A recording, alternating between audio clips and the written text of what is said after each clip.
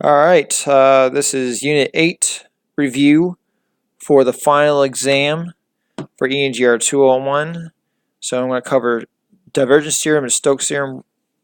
So for divergence theorem and Stokes theorem, they'll always prompt you with what you have to do. I don't think rarely would they ever make you just solve it from scratch and try to figure out what you have to do. Not saying they wouldn't do that.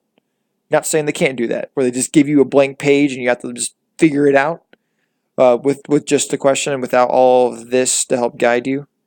So sometimes they can do that. So don't make these prompts a crutch, because I promise you they can. I'm not saying they will, but they can just not give you any prompt of what to do for these problems. So we're using divergence theorem. So remember, the divergence theorem is for flux. So for flux, that equation is going to be the triple integral of del dotted with f dv. So they pretty much gave you all of it so far. You just had to know that you needed to solve for dv. So now let's try to solve for del dotted with f. So here is our f, and here is our function.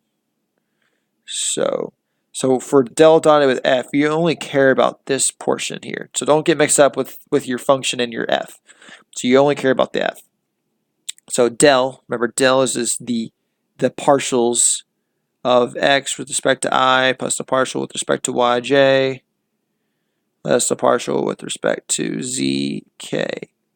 So when we do this, it's a little bit different than it was before, because now when we're done with this, it's not a vector. It is now a number. It's a magnitude. It's a scalar. So del dotted with f, so it's going to be partial of x cubed with respect to x plus the partial of y cubed with respect to y plus the partial of z cubed with respect to z.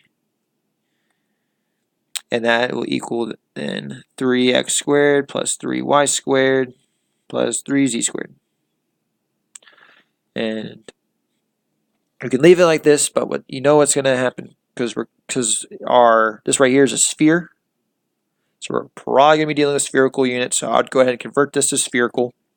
So you convert the x squared plus y squared plus z squared into rho squared and plug that 3, so it becomes 3 rho squared.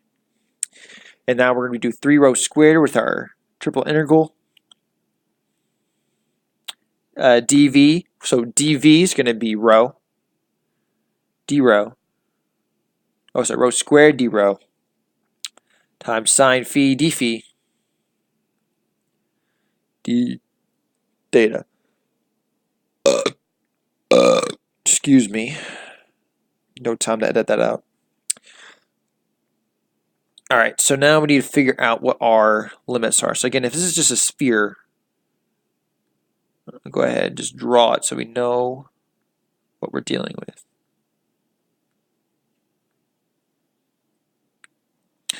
So it's a sphere. So this is going to include all of our, so rho is just going to be from the origin out. So if you have x squared plus y squared plus z squared equals 4, that means rho squared equals 4, which means rho equals 2. So when we do our limits for rho, it's going to be from 0 to 2. Do our limits for our phi. Phi is going to include the top of the z-axis to the bottom of the z-axis. Here, we use black here. So the top of the z-axis to the bottom of the z-axis. So that's going to include your entire pi radians for phi. So this is going to become from 0 to pi. Because again, the sphere includes the z-axis and the negative z-axis. So that's 0 to pi. And then d rho, looking at that, it's going to be the entire 2 pi radians, because again, it's going to include all around here. So it's going to be from 0 to 2 pi.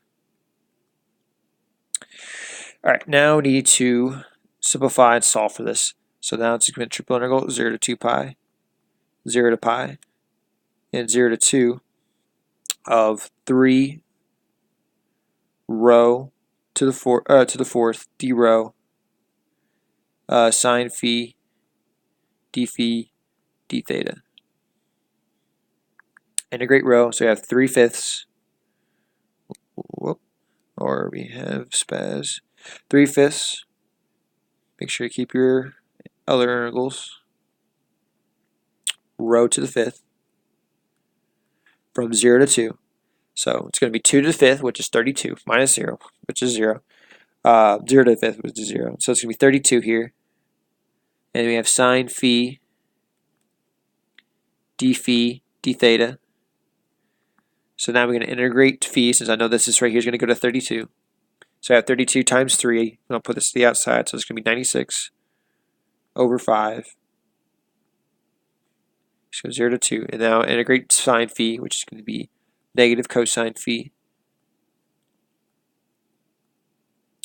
from 0 to pi. So now, and d theta. So it's equals 96 over 5. So negatives, so it's going to become, I want to do the work right here. So we have negative cosine of pi minus a negative cosine of 0. So this becomes a negative negative 1. This becomes a minus a positive 1. So it's going to become 1 plus 1, which is 2. So 2 times 96 is 192. So this becomes times 2. Integral from 0 to 2 pi d theta.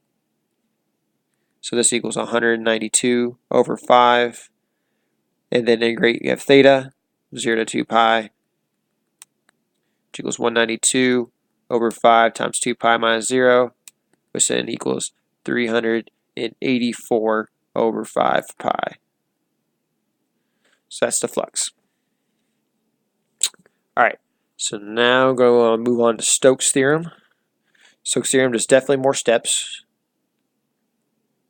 So we have this plane here, which is it's only in the first octant, and it can be described as x plus y plus z equals 1.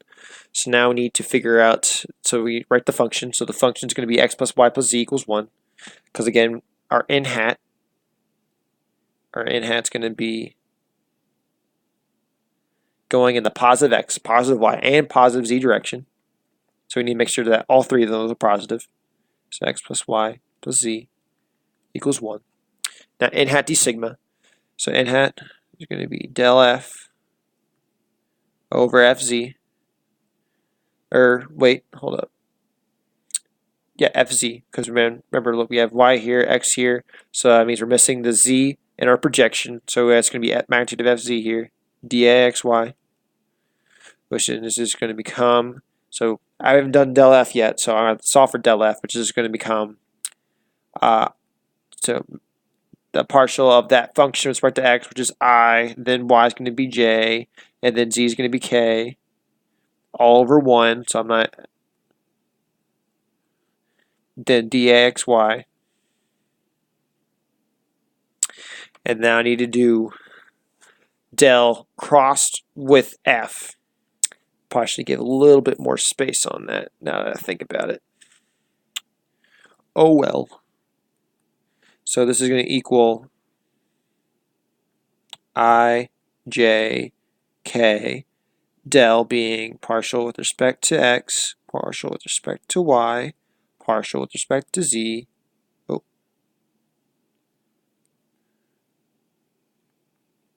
And then f is going to be yi plus xz minus x squared. So this is going to become, so I first, so that's going to be partial of negative x squared with respect to y minus the partial of xz with respect to z minus j,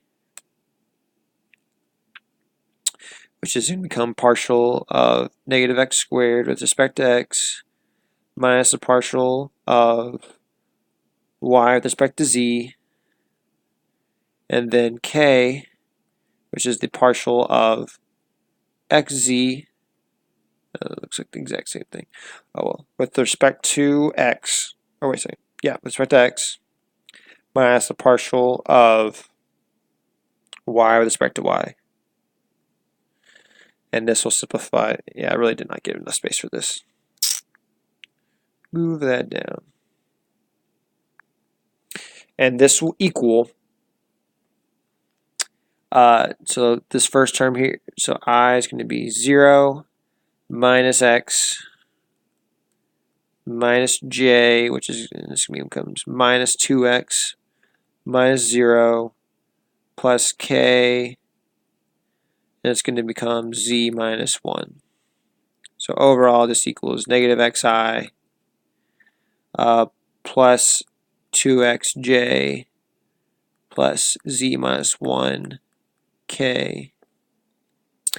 So that's our del cross f. And remember, the surface that we're going to have to, or the function we're going to have to do for Stokes is del cross f dotted with n hat d sigma.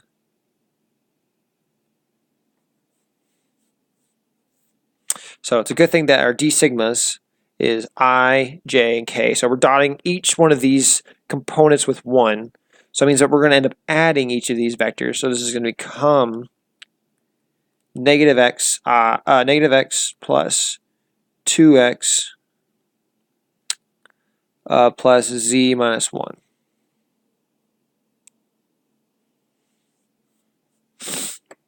And this is going to also be times by dA xy. So this will end up becoming the double integral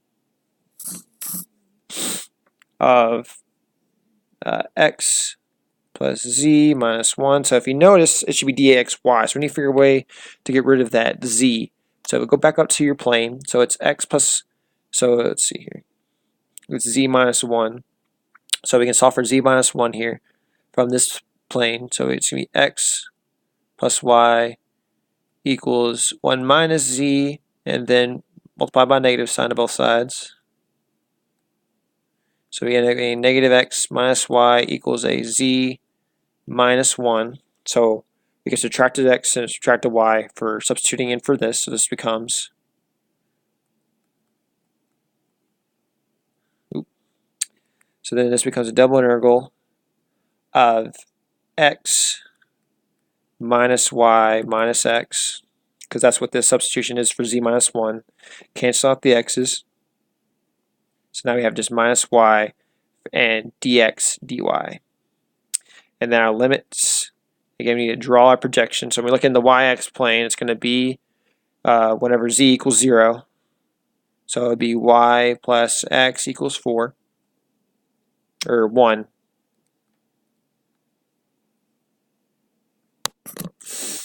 So I just made z equals 0 here, and that's what I'm going to see in this projection. So I'm essentially looking at this angle here,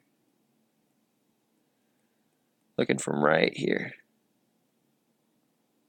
Oh wait, sorry, looking from right here.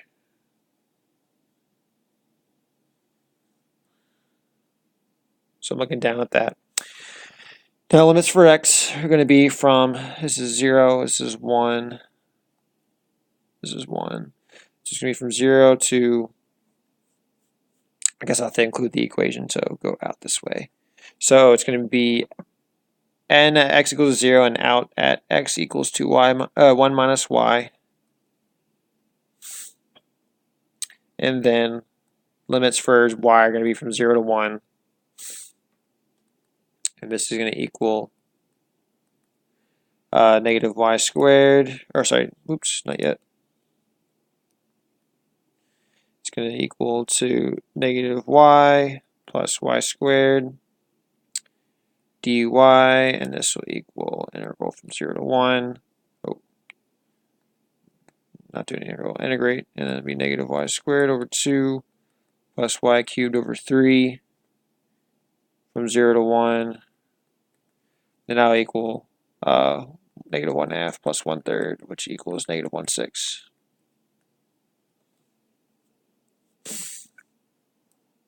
All right. Yeah, I went really fast there on that algebra. Skipped a lot of steps, but just want to get you all to the answer. Because for Unit 7 and Unit 8, I picked out, or for some Unit 7, Unit 8, and Unit 9 stuff, I picked out new questions that are more comprehensive. And I'm not verifying anything in Unit 8, so I had to solve for the answer. So this is the answer. All right. Good luck on your test.